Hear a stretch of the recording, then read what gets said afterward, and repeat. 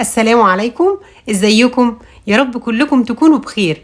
ايه رأيكم في الأكلة الجميلة دي؟ النهاردة عاملين كبدة وكلاوي وقلوب، أكلة جميلة من أكلات العيد وأكلات حتى غير العيد، حاجة في منتهى الروعة. يلا بينا نشوف عملنا ايه وعملناه ازاي. أول حاجة احنا هنا عندنا شوية من تقريبا هي أنساب متساوية من الكبدة الضاني، ومعانا كمان الكلاوي الضاني، ومعانا القلوب الضاني كمان. شايفين الجمال؟ بصوا شكلها وكلها متقطعة شرايح زي ما حضراتكم شايفين كده بالظبط. تمام. هو اكتر حاجة فيها نسبة فات هي بس او نسبة دهون هي القلوب، اما الكبدة والكلاوي ما بيبقاش فيهم قوي دهون. تمام. يلا بينا بقى. عندنا هنا فلفل بارد، وعندنا فلفل حامي، وعندنا فلفل احمر بارد، وعندنا كمان ليمون، عصير ليمونه، ومعانا طماطميه متقطعه ومنزوعه البذر وما فيهاش اي ميه خالص، طماطميه ناشفه. معايا بصلتين كبار، ومعايا راس توم وفرماها مع فلفل احمر بارد وفلفل اخضر بارد. تمام. احنا الفلفل الحامي حاطينه على جنب. معانا كزبره ناشفه، ومعانا كمان كمون، ومعانا فلفل اسمر. بقيه التوابل هنبقى واحنا هنحطها واحنا شغالين على الطاسه، ومش هتبقى توابل كتير. تمام. تعالي بقى هنا قولي لي غسلتي الكبده؟ هقول لك لا. لما بتغسلي الكبده بتفتتي انسجتها، وانت بتغسليها ظنا منك انك بتضيعي الزفاره، صدقيني مش بتضيع، بل بالعكس الزفاره بتزيد. طب هنعمل ايه في الزفاره؟ انا ست يعني بكي قوي ومش بحب قوي عمليه ان يكون الحاجه كده ليها طعم. انا هقول لك حالا. طيب حطينا هنا كزبره ناشفه، وحطينا كمون، وحطينا فلفل اسمر، وحطينا الليمونه، وحطينا كمان الخل. الخليط التحفه اللي حضرتك شايفاه ده مش هيخلي اي زفاره للكبده، ومش هينشف انسجتها، ولا ابدا هيفتتها زي ما بتحطيها في الميه. صدقيني هتاكلي اجمل حاجه.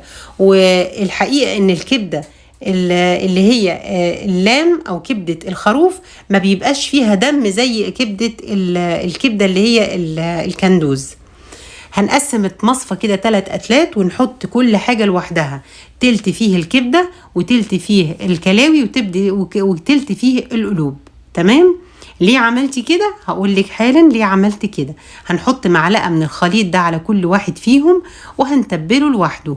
ليه بقى؟ لان كل حاجة فيهم تسويتها لوحدها. البنات اللي لسه بتتعلم ولسه متجوزة جديد، وفي كمان يعني اخوات كتيرة برضو بتكون عايزة تعرف الطريقة بالظبط، فركزي معايا قوي، لانك ان شاء الله هتتبسطي قوي من الوصفة دي، وكل اللي هياكلها من ايدك حقيقي هيبقى مبسوط منها قوي. تمام. اهو بصي الكبدة لوحدها، والقلوب لوحدها، والكلاوي لوحدها. تمام. يلا بينا بقى. هنروح نجيب طاسة سخنة على النار، هنحط فيها معلقة كده كبيرة من السمن البلدي. انا هنا كنت بخلص باقي اللي في العلبة دي، وكملت من علبة تانية علشان مش هنرمي طبعا السمن البلدي لانها غالية. حطينا شوية من الزيت، وبعدين بصي هي ما نزلتش هي ولا مية ولا دم. الطاسة سخنة جدا، والزيت والسمن سخنين جدا. هننزل فيه اول حاجة فيهم بالقلوب. والقلوب يا جماعة هي بتاخد سوا شوية زيادة، وهنقلبها حبة كده، وبعد كده اهي بصي احنا ننزلها في حاجة سخنة جدا، فمش هتنزل مية حاجة يعني بصي لا تذكر. اهو نزلنا بقى جنبها القلوب، حطيناها على جنب كده، وبدأنا ننزل الكلاوي. نزلنا الكلاوي في النص التاني، وهنشوحهم معاها. تمام. ليه بقى؟ لان دول بياخدوا تسوية وبينزلوا ميتهم ويشربوها، اما الكبدة فما بتنزلش مية وتشربها. ولو نزلت بيكون يا جماعة ايه سنة بسيطة قوي، مش زي دي انسجتها بتكون ناشفة شوية. طب انا دلوقتي بسوي الكبدة ونزلت ميتها وشربتها، ولقيتها لسه لا فيها لسه ناشفة شوية، اعمل ايه؟ واحنا هم سخنين الطاسة وعاملين كل حاجة. هقولك تعملي ايه. هتزودي عليها شوية مية سخنة تاني صغننين قوي، وتغطي عليها وتسيبيها لغاية ما انت مش مستعجلة، ما فيش حد بيجري وراكي. اهم شيء تخلصي الاكل يكون طعمه جميل ومستوي، والكل اللي بياكل منه يبقى مبسوط جدا. هو ده اهم شيء. تمام. طيب اهي بصي بدأت بقى تنزل اهي، نزلت الصوص بتاعها اللي فيها ده اهو كده لازم ده تشربه خالص، ما تقلقيش هتشربه، وفي النهاية خالص ولازم تغطي عليه عشان تسرعي السوا وتخلي النار عالية ما توطيش عليها ابدا. طب احنا ليه بنعمل كده؟ عشان احنا عايزينها تستوي براحتها، مش عايزينها نبقى مستعجلين عليها. بصي انا بختبرها ازاي بطرف المعلقة، لا لسه شوية. تمام، هنسيبها خالص تشرب ميتها خالص، وهنغطي عليها تاني، وفي النهاية خالص هنشيلها وتكون مستوية، مش هنشيلها وهي ناقصة سوا ابدا. تمام يا جماعة، بصوا هي لسه عمالة تنزل في ايه، في الصوص بتاعها ده، تنزل فيه بصي شوية شوية. تمام اهو شربته خالص اهو. تقريبا الحته اللي فاتت دي اتعادت، يعني ام سوري، تقريبا ان هي اتعادت، بس هي على ما شربت الصوص بتاعها ده كانت خلاص يعني بجد استوت. اما بقى لو لقيتيها لسه محتاجه شويه معاكي وناشفه معاكي سنه، زودي ربع كوبايه ميه، ما فيش مشكله. تمام، طيب شلناها، يلا نزلنا بقى مكانها بالكبده اهو. الكبده بقى مختلفه، بصي الكبده اول ما تحطيها ما فيهاش دم، يبدا يظهر عليها من فوق كده علامات ايه، دم بسيطه. طب نعمل ايه؟ يلا قلبيها، ده قلبيها على الناحيه التانية كده علشان تاخد الصدمه والتشويحه وتبقى من جوه تندر وجوسي وجميله جدا، وهتلاقي طعمها حلو قوي. طبعا انتوا عارفين نسيج الكبده اساسا مختلف عن اللحوم والحاجات دي. تمام اهو، بصي هنفضل نقلبها. الكبده مش هتنزل ميه على فكره خالص، احنا بس هنقعد نقلبها كده لغايه لما نلاقيها لونها اي لون محمر فيها ضاع. اول ما تلاقي اللون المحمر ده ضاع يا جماعه، على طول تختبريها، تجيبي طبق كده وتاخدي قطعه وتقطعيها على الطبق، لقيتيها بقت تمام شيليها على طول. بصي اهو، بصي اهي اتقطعت خلاص، هي كده استوت. شايفه اهو، انا بشيلها اهو. يعني صدقيني هخليكي تاكلي شويه كبده، كل اللي داخل هيشم الريحه يقولك يعني انتي تفوقتي على نفسك، صدقيني هتنبسطي جدا ان شاء الله.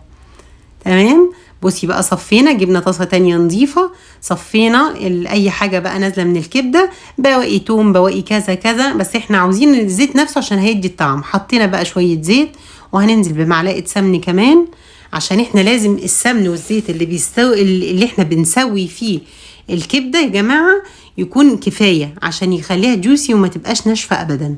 بصي انا غطيت الطبق ازاي، ما تسيبيهوش عريان كده خالص، لا غطيه عشان ما تنشفش منك وتجلد، لازم تفضلي محافظه على طراوتها خالص. انا والله بديكي يعني المعلومات، يعني بصي كاني انا اللي بعمل في البيت بنفسي. تمام، يعني ليا انا.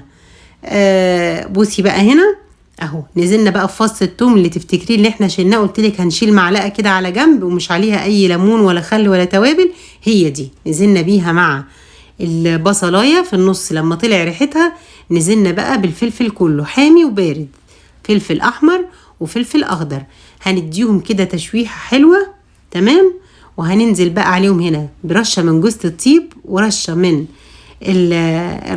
البهارات السبعه، رشات بس، رشه من القرفه، واوعي تفتكري القرفه بتبقى وحشه في الكبده، تحفه.